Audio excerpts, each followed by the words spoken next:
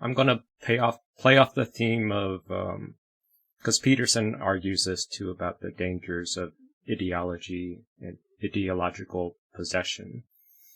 And I would say that that framework or that framing also leads to a trap of ideological possession. If you're trying to be afraid of ideological possession, you're going to create an ideology to counter the other ideology. I would try to encourage some curiosity of what is the unmet need for someone that clings to an ideology. And Peterson would frame it as lack of meaning or purpose. I would frame it as, due to today's lecture, that it's lack of initiatory mindset. Our current society, mental health, has labeled, there's a current fad of saying all mental illness is trauma. Gabor had a whole series trying to say everybody's traumatized and there's mental illness everywhere, and we just use trauma therapies. You could flip it and say traumas are initiations that are just the start of an initiation. And someone who has ideological possession had a trauma, and they're trying to make sense of their trauma, so they grasp onto an ideology or a thought pattern or a structure because they have too much chaos that flooded their system, a little crack in their worldview, and they couldn't make sense of it, so they grasp for anything that gives them a structure. But that's not seeing the trauma or the chaos as a potential initiation into a rebirth.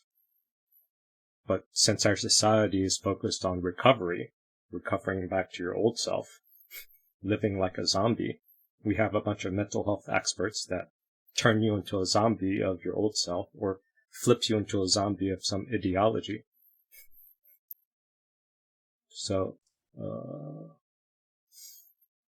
if there is this container of character, so slowly you develop a lifestyle of being honest and truthful, virtue, all the different traditional classical patterns of a character, then you can embody, you can hold more of your soul, you can hold more spiritual consciousness in your life and in your being. It's an investment for the future. So you develop character under low stress so that when your world falls apart, you have your long-term history of character and trusted relationships. That's part of having character. You have a wide social base. That's also part of your trust and collective self. You're developing character not just for you, it's the collective self. And then that gives you hardiness to go forward and not fall into ideological possession. But if you want a shortcut, you can just say ideological possession is bad. And then there's a risk you might fall into another ideology trying to avoid ideological possession.